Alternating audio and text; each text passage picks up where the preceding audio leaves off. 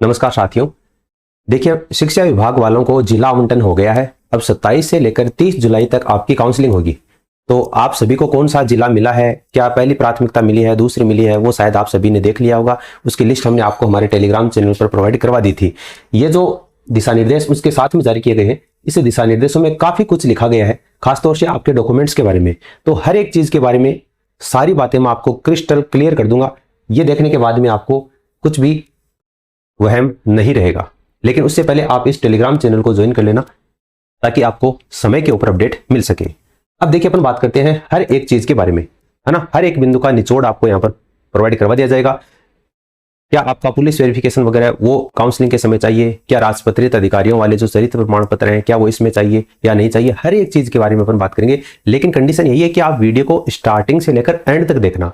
आप बीच बीच में क्या है स्किप करके आगे निकाल देते हैं, एक मिनट का कहीं देखते हैं, 1 मिनट का कहीं देखते हैं, तब वो चीज आपको समझ में नहीं आती है। तो यहाँ पर देखिए, ये आपका विषय लिखा गया है, राजस्थान कर्मचारी चयन बोर्ड के द्वारा चतुर्थ श्रेणी कर्मचारी भर्ती में नॉन टीएसपी और टीएसपी के लिए जो भी आपकी काउंसलिंग होगी उसके बारे में लिखा गया है। यहाँ पर देखिए 27 से लेकर 30 जुलाई के बीच में, 27 से लेकर 30 जुलाई के बीच में आपकी काउंसलिंग होगी। उस काउंसलिंग में अभ्यर्थियों को कौन कौन से डॉक्यूमेंट्स लेकर जाने हैं उसके बारे में यहां पर लिखा गया है। इसको थोड़ा सा सिंपल भाषा में मैं लिखूं तो इस दिशा निर्देश के अनुसार काउंसलिंग के दिन 27 से लेकर 30 जुलाई को कौन कौन से डॉक्यूमेंट्स चाहिए। तो इस निर्देश के अंतर्गत यह साफ लिखा गया है कि काउंसलिंग के दिन केवल आपकी पात्रता और कैटेगरी वरीयता को जांचने वाले मूल दस्तावेज ही देखे जाएंगे, बाकी अन्य दस्तावेज नहीं देखे जाएंगे।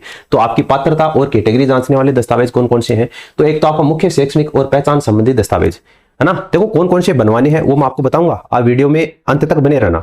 10वीं की मार्कशीट आपको बनवानी नहीं है, आपके पास में है ओरिजिनल, है ना। 10वीं की मार्कशीट और प्रमाण पत्र आयु और नाम के सत्यापन के लिए मिलाया जाएगा। एप्लीकेशन फॉर्म में आपका जो नाम था, अब आप कहोगे सर ये तो डॉक्यूमेंट्स वेरिफिकेशन के समय सारे मिला लिए गए थे, अब वापस क्यों मिला रहे हैं। तो देखो, उस समय मिलाया गया था आपका कर्मचारी चयन बोर्ड के द्वारा, अब मिलाया जाएगा विभाग के द्वारा। यानी आप कर्मचारी कहलाने वाले हो तो किस डिपार्टमेंट में आपको ज्वाइनिंग करनी है, उस डिपार्टमेंट भी आपका एक बार डॉक्यूमेंट्स मिलाएगा। इसलिए आपको टेंशन नहीं लेनी है। 10वीं की मार्कशीट और जो आपका बोर्ड सर्टिफिकेट है वो आपको लेकर जाना है ओरिजिनल, ठीक है। उसकी इन सब की एक फोटोकॉपी भी आपको लेकर जानी है। उसके बाद में उच्च योग्यता यदि लागू हो, यदि आपने फॉर्म भरते समय 10वीं के अलावा 12वीं या ग्रेजुएशन वगैरह आपने लगाई है तो उस सब की अंक तालिकाएं आपको साथ में लेकर जानी है। एक फोटोकॉपी भी आप लेकर चले जाना। इसके अलावा मूल निवास प्रमाण पत्र राजस्थान का है तो राजस्थान का डिजिटल, यानी इस तरीके से वो डिजिटल सिग्नेचर वाला मूल निवास प्रमाण पत्र बनता है ना, वो होना चाहिए, ठीक है। बाद में जाति प्रमाण पत्र SC ST OBC MBC EWS सक्षम अधिकारी के द्वारा जाति प्रमाण पत्र भी आपका डिजिटल इस तरीके से बनता है, वही चलेगा। अच्छा, ये है कि डॉक्यूमेंट्स वेरिफिकेशन करवाते समय आपने जो जाति प्रमाण पत्र बनवाया था वही चल जाएगा, नया बनवाने की आवश्यकता नहीं है। उसके बाद में ये कुछ बिंदु हैं, इन बिंदुओं का मतलब क्या है। तो देखो, काउंसलिंग 27 से 30 जुलाई के समय होगी, उस समय चरित्र प्रमाण पत्र बनवाना है या नहीं बनवाना है, तो बिल्कुल नहीं बनवाना है, बिल्कुल नहीं बनवाना है। इस पूरे आदेश में कहीं पर भी यह नहीं लिखा गया है कि 27 से लेकर 30 जुलाई के बीच में होने वाली काउंसलिंग में चरित्र प्रमाण पत्र जमा करवाना अनिवार्य है, कहीं पर भी नहीं लिखा गया है। काउंसलिंग के दिन केवल आपकी शैक्षणिक योग्यता, जाति, मूल और वरीयता श्रेणी, यानी जो कैंडिडेट दिव्यांग है, महिला विधवा है, ठीक है, डाइवोर्स है, उससे संबंधित अगर आपके पास में कोई डॉक्यूमेंट है तो वही आपको लेकर जाना है। जो असली दस्तावेज है उनकी जांच का दिन है, इसलिए आपको स्कूल अलॉट हो सके। जब आपको स्कूल अलॉट हो जाएगा तो ज्वाइनिंग के दिन आपको चरित्र प्रमाण पत्र बनवाने हैं। एक तो जो पुलिस वेरिफिकेशन वाला है वो आपको लेकर जाना है, जहां पर आप ज्वाइनिंग करेंगे जिस स्कूल में, जिस कार्यालय में, तो पुलिस वेरिफिकेशन लेकर जाना है। और 2 गजेटेड ऑफिसर से आपके जो चरित्र प्रमाण पत्र बनेंगे वो आपको लेकर जाने हैं। उसका फॉर्मेट बाजार में मिल जाएगा, 5-5 रुपए में मिलते हैं, तो 2 खरीद लेना और फर्स्ट ग्रेड की व्याख्या से उसको साइन करवा कर आपको लेकर जानी है। यानी कि ज्वाइनिंग लेटर मिलने के बाद में जब आपको स्कूल या प्रिंसिपल के पास में पहली बार रिपोर्ट करोगे, कार्यभार ग्रहण करोगे, उस समय आपको ये जमा करवाने हैं, फिलहाल जमा नहीं करवाने हैं, ठीक है।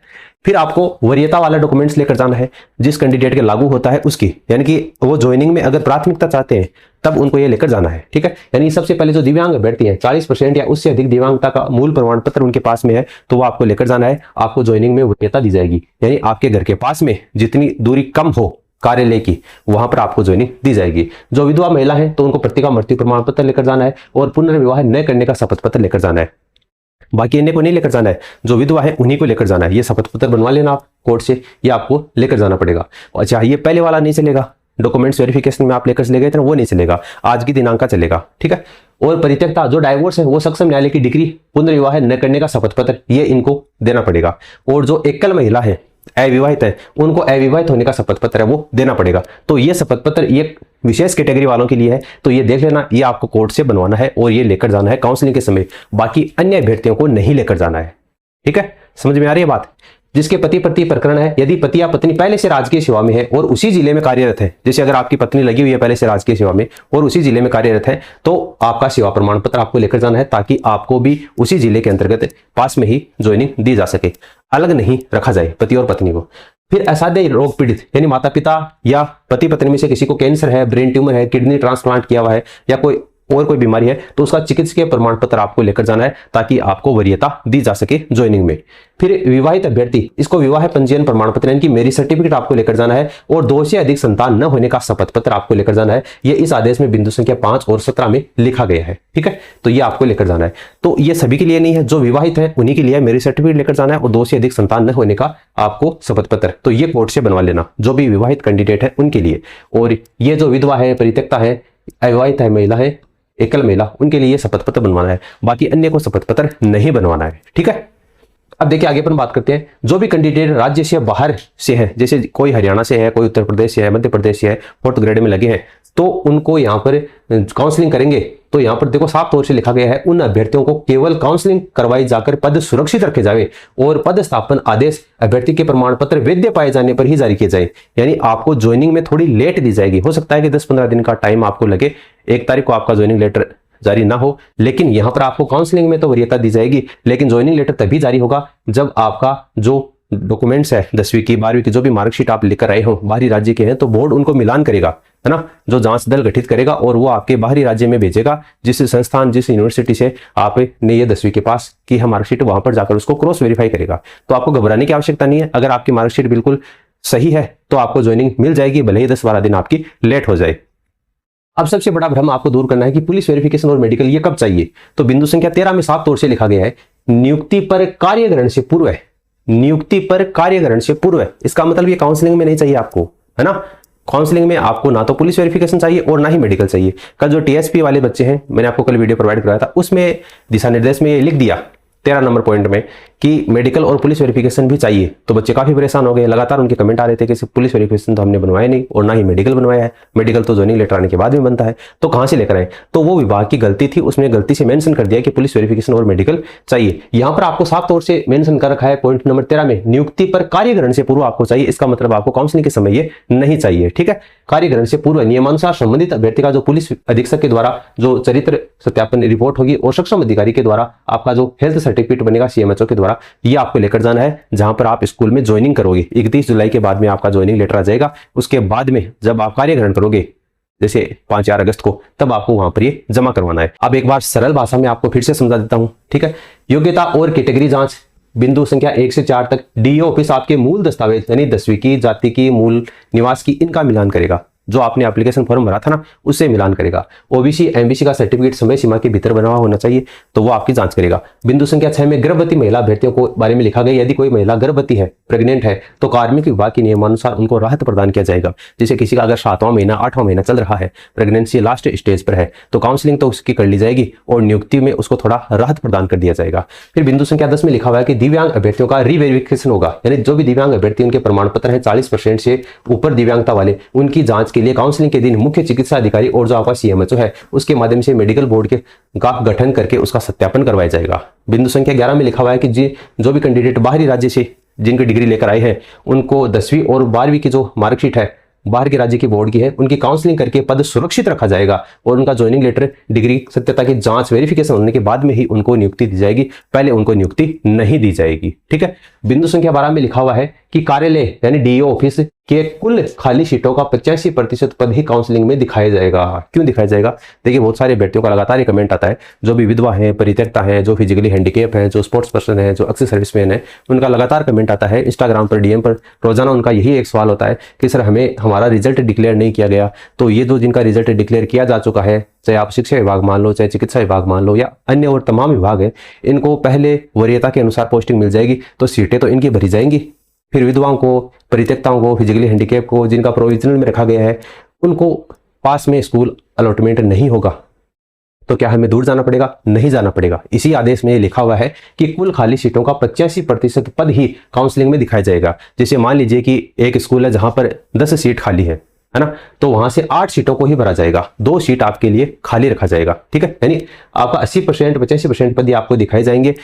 एक दो सीट आपकी खाली रखी जाएगी, ताकि बाद में अगर कोई फिजिकली हैंडीकैप या कोई आपकी महिला अभ्यर्थी आती है, चाहे वो आपका डाइवोर्स होता है, चाहे आपकी तलाकशुदा होती है, तो उनके लिए रखा गया है। बिंदु संख्या 13 में वरीयता क्रम, स्कूल चुनने का मौका सबसे पहले दिव्यांग कैंडिडेट को मिलेगा, जो 40% से ज्यादा है उनको सबसे नजदीकी स्कूल मिलेगी। उसके बाद में आपकी जो विधवा है उनको सबसे नजदीकी स्कूल मिलेगी। उसके बाद में आपकी जो परित्यक्ता है, उसके बाद जो एकल महिला है, उसके बाद में जो अक्सर सर्विसमैन है, उसके बाद में पति पत्नी प्रकरण जिनका चल रहा है, एक जैसे सरकारी सेवा में है तो दूसरे को वरीयता यहाँ पर दी जाएगी। फिर कोई असाध्य कैंसर रोग, ब्रेन ट्यूमर से पीड़ित है तो उनको वरीयता दी जाएगी। फिर सामान्य महिला और अंत में सामान्य पुरुष अभ्यर्थियों को इसमें मौका दिया जाएगा। तो ये आपका वरीयता क्रम रहने वाला है।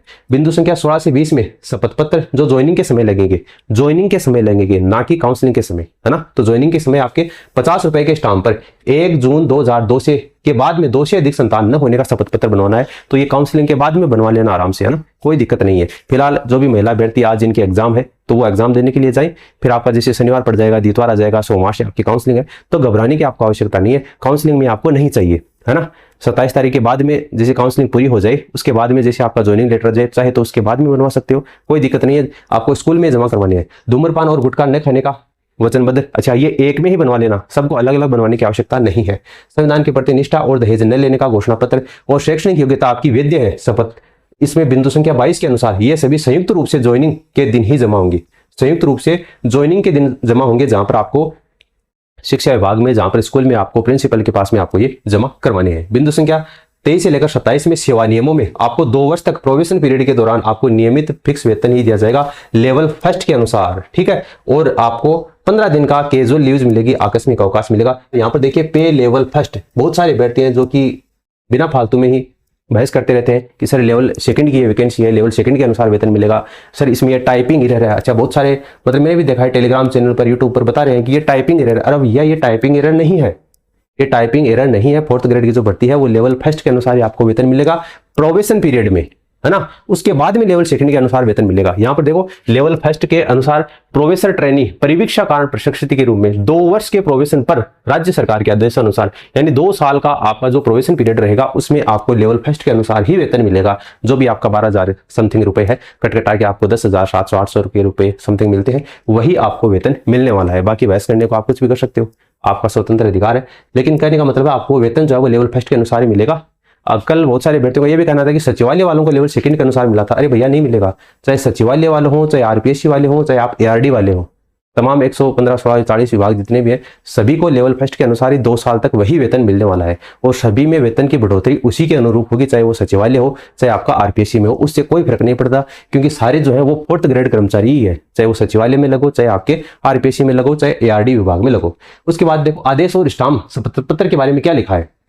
तो निदेशालय के आदेश में बिंदु संख्या 16, 18, 19, 20, 22 में विभिन्न घोषणाओं जैसे संतान, धूम्रपान, संविधान के प्रति निष्ठा, दहेज न लेने और शैक्षणिक योग्यताओं का उल्लेख किया गया है। लेकिन इन सभी बिंदुओं की शुरुआती लाइन को ध्यान से पढ़ोगे तो वहां साफ साफ लिखा हुआ है कार्य ग्रहण ज्वाइनिंग कराने से पूर्व है। यहाँ पर देखो संबंधित संस्था प्रधान द्वारा नियुक्ति आदेश कार्य ग्रहण करवाने से पूर्व है। इसका मतलब ये आपको काउंसलिंग में नहीं चाहिए। कौन कौन से नहीं चाहिए, ये जो मैंने आपको बताया था, संतान, धूम्रपान, संविधान, दहेज न लेना, शैक्षणिक योग्यता के संबंध में, ये आपको काउंसलिंग के समय नहीं चाहिए। जब आप ज्वाइनिंग करो उस समय बनवा लेना कोर्ट से, ठीक है। शपथ पत्र एक पर ही बनवा लेना। इसका मतलब क्या है, 27 से लेकर 30 जुलाई तक केवल आपको शैक्षणिक जो कागजात होंगे, 10वीं 12वीं की जो आपकी डिग्रियां हैं, जो भी मार्कशीट है वो आपके देखे जाएंगे, जाति प्रमाण पत्र, मूल निवास वगैरह वो देखे जाएंगे। कोई विशेष श्रेणी से जैसे विधवा है, परित्यक्ता है, तलाकशुदा है, फिजिकली हैंडीकैप है, तो वो आपका देखा जाएगा। ज्वाइनिंग के दिन 31 जुलाई के बाद में आपको जिला शिक्षा अधिकारी डीईओ आपके नाम का एक ज्वाइनिंग लेटर जारी करेगा। और उसके बाद में जब आप अपने अलॉट हुए स्कूल में ड्यूटी करने जाएंगे तब आपको ये सारे स्टाम्प जो है वो प्रिंसिपल को या जो वहां पर एलडीसी जो भी बैठेगा उसको सौंपने हैं। फिलहाल इनकी आवश्यकता नहीं है। तो मेरे ख्याल से आपके सभी डाउट है वो क्लियर हो गए होंगे। अगर अभी भी आपके मन में कोई सवाल है, कोई भी सुझाव है, तो बेझिझक आप नीचे कमेंट सेक्शन में कमेंट करके पूछ सकते हैं। और अगर आपको ज्वाइनिंग में एक्सटेंशन चाहिए तो उसके लिए आप नीचे कमेंट सेक्शन में कमेंट करके बता देना। ज्वाइनिंग में जो एक्सटेंशन है वो आपका नियुक्ति आदेश जारी होने के बाद में, यानी कि 31 जुलाई को जैसे ही आपका ज्वाइनिंग लेटर जारी हो जाएगा उसके 21 दिन के भीतर आपको ज्वाइन करना पड़ता है। तो उस 21 दिन की अवधि के भीतर ही आपको जो एक्सटेंशन वाली जो एप्लीकेशन है वो लिखनी है और वो जिला शिक्षा अधिकारी यानी कि डीईओ कलेक्ट्रेट कार्यालय में आपको देनी है। तो उसका क्या प्रोफार्मा है, उसमें आपको क्या लिख कर देना है, अगर आप चाहते हैं तो नीचे कमेंट सेक्शन में कमेंट करके बता देना। उस पर भी आपको अलग से एक वीडियो बनाकर प्रोवाइड करवा दिया जाएगा। फिलहाल मिलते हैं अपन नेक्स्ट वीडियो में। इस वीडियो को अपने दोस्तों के साथ में आप शेयर कीजिए जिनको भी शिक्षा विभाग मिला है, ताकि उनका सारा भ्रम है वो दूर हो सके। धन्यवाद।